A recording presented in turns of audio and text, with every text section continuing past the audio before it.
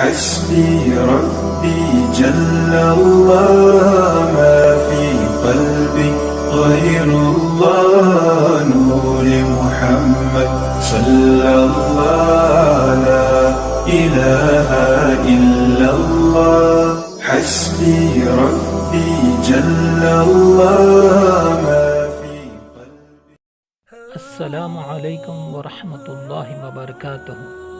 استقبال ہے آپ سب کا ہمارے یوٹیوب چینل اذکار کی دنیا میں۔ جیسا کہ آپ سب کو پتہ ہے، ہمارے چینل پر قرآن و حدیث کی روشنی میں اذکار و وظائف بتائے جاتے ہیں، لیکن وظائف و اذکار میں نور و اثر فرائض کے اہتمام سے آتا ہے۔ اور محترم بزرگوں دوستوں، اللہ تعالیٰ نے دنیا و آخرت کی کامیابی اپنے حکم اور حضور اکرم صلی اللہ علیہ وسلم کے پاکیزہ نورانی طریقوں میں رکھی ہے۔ خواتین و حضرات، ہم گھروں کے اندر میں بہت سارے ایسے اعمال کرتے ہیں جن سے اللہ کی رحمت گھر میں اترے، لیکن کچھ وجوہات کی وجہ سے گھروں سے رحمتیں دور ہوتی ہیں۔ جیسا کہ گھر کے اندر میں ہم اتنے اعمال کرتے ہیں، نماز کی پابندی ہو، اور گھروں کے اندر میں ذکر اذکار ہو، اور گھروں کے اندر میں اللہ کی یاد سے ہم سجاتے ہیں، لیکن بسا اوقات کچھ کام ایسے ہوتے ہیں ان کو کرنے سے اللہ کی ناراضگی کا سبب ہوتا ہے، اور وہاں رحمت کے فرشتے قدم بھی نہیں رکھتے۔ اس کے لیے وہ کام کیا ہوتے ہیں کہ سب سے پہلے گھروں کے اندر میں تصویروں کا لگا کے رکھنا۔ اس کی بہت ممانعت آئی ہے، تصویر کو گھروں کے اندر میں لگانا یا تصویر والی کوئی چیز کو لگانا۔ آج کل تو ہم کوئی بازار سے سامان لاتے ہیں، جیسے صابن، شیمپو اور کوئی سامان ہم خریدتے ہیں تو اس پر تصویریں اتری بھی ہوتی ہیں۔ ان تصویر والی چیزوں کو الٹا کر کے گھروں میں رکھیں بھی تو الٹا کر کے رکھیں، تاکہ یہ دکھائی نہ دیں، تاکہ ہمارے گھروں کے اندر میں رحمت کے فرشتوں کا نزول ہو۔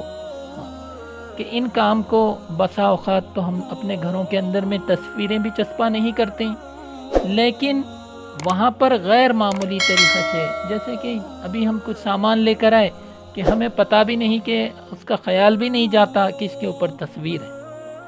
اس کے لیے ایسے سامان کے اوپر کوئی اس کو الٹا کر کے رکھ دیں، یا پھر اس کے چاروں سمت بھی تصویر نظر آ رہی ہو تو پھر اس کو کوئی کپڑے سے یا پھر کوئی ٹیپ وغیرہ چپکا کر کے اس کو چھپا دیں، تاکہ رحمت کے فرشتوں کی آمد ہمارے گھروں میں ہوتی رہے۔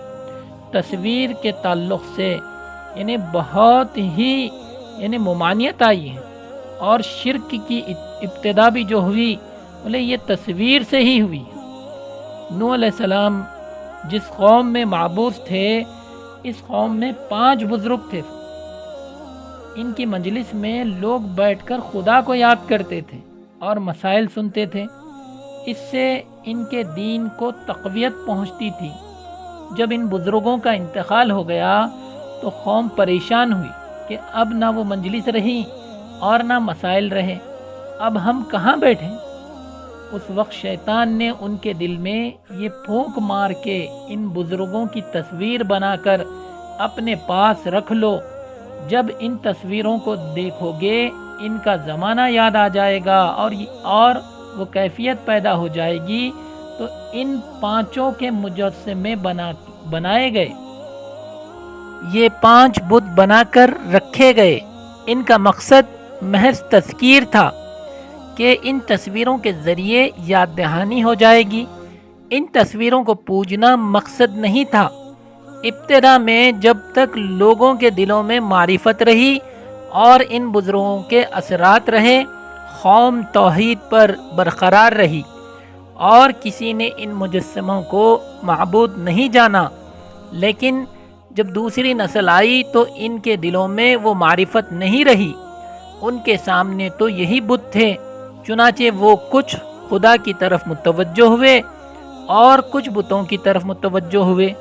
اس طرح ان کا دین مخلوط ہو گیا، اور جب تیسری نسل آئی تو ان کے دلوں میں اتنی بھی معرفت نہیں رہی، ان کے سامنے بت ہی بت رہ گئے، لوگ انہی کو سجدہ کرنے لگے، ان کے سامنے نظر و نیاز گزارنے لگے اور شرک کرنے لگے۔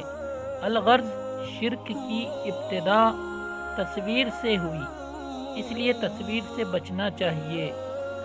خلاصہ کلام یہ ہے کہ تمام انبیاء کرام نے توحید کی تعلیم دی ہے اور شرک سے روکا ہے، مگر پیغمبر اسلام صلی اللہ علیہ وسلم نے اسباب شرک سے بھی روک دیا کہ بعید سے بعید سبب جو شرک تک پہنچ سکتا ہے اس سے بھی بچو۔ چنانچہ صحابہ اکرام رضی اللہ عنہم اجمعین میں اس کا اہتمام تھا۔ آج دوسروں کی طرح مسلمانوں میں بھی گھروں کو تصویروں سے مزین کرنے اور سجانے کا رواج عام ہوتا جا رہا ہے، حالانکہ گھروں میں کسی بھی جاندار کی تصویر رکھنا رحمت خداوندی سے محرومی کا سبب ہے۔ حضرت ابو طلحہ رضی اللہ عنہ بیان کرتے ہیں کہ نبی کریم صلی اللہ علیہ وسلم نے ارشاد فرمایا کہ اس گھر میں رحمت کے فرشتے داخل نہیں ہوتے جس گھر میں کتا ہوتا ہے، نہ اس گھر میں داخل ہوتے ہیں جس میں تصویریں ہوتی ہیں۔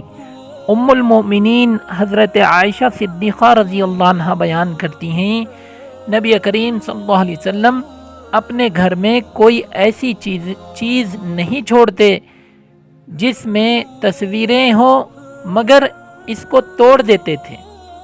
نیز حضرت عائشہ رضی اللہ عنہ بیان کرتی ہیں کہ میں نے ایک چھوٹا سا تکیہ خریدا جس میں تصویریں تھیں، جب رسول اکرم صلی اللہ علیہ وسلم نے اس کو دیکھا تو دروازے پر کھڑے ہوئے اور گھر میں داخل نہیں ہوئے۔ میں نے چہرہ انور میں ناگواری کے آثار پہچان کر عرض کیا، یا رسول اللہ، میں اللہ اور اس کے رسول کی طرف رجوع کرتی ہوں، یعنی گناہ سے توبہ کرتی ہوں، مگر آپ یہ بتائیں کہ میں نے کیا گناہ کیا ہے کہ آپ گھر میں تشریف نہیں لاتے؟ آپ صلی اللہ علیہ وسلم نے فرمایا، یہ تکیہ کیسا ہے؟ حضرت عائشہ صدیقہ رضی اللہ عنہا نے جواب دیا، اس کو میں نے آپ کے لیے خریدا ہے تاکہ آپ اس پر بیٹھیں اور ٹیک لگائیں۔ آن حضرت صلی اللہ علیہ وسلم نے فرمایا، یہ صورتیں بنانے والوں کو قیامت کے دن عذاب دیا جائے گا اور ان سے کہا جائے گا، زندہ کرو اس چیز کو جس کو تم نے بنایا تھا۔ پھر آپ صلی اللہ علیہ وسلم نے فرمایا، جس گھر میں تصویر ہوتی ہے اس میں رحمت کے فرشتے داخل نہیں ہوتے۔ اللہ پاک ہم تمام کو عمل کی توفیق عطا فرمائے، اور اسی طرح کی معلوماتی ویڈیوز حاصل کرنے کے لیے ہمارے چینل کو سبسکرائب کریں، اور یاد دہانی کے لیے بیل آئیکن کو پریس کریں، اور یہ ویڈیو آپ کو پسند آئے تو اس کو لائک کریں، شیئر کریں۔ ملتے ہیں پھر اگلی ویڈیو میں۔ السلام علیکم ورحمۃ اللہ وبرکاتہ۔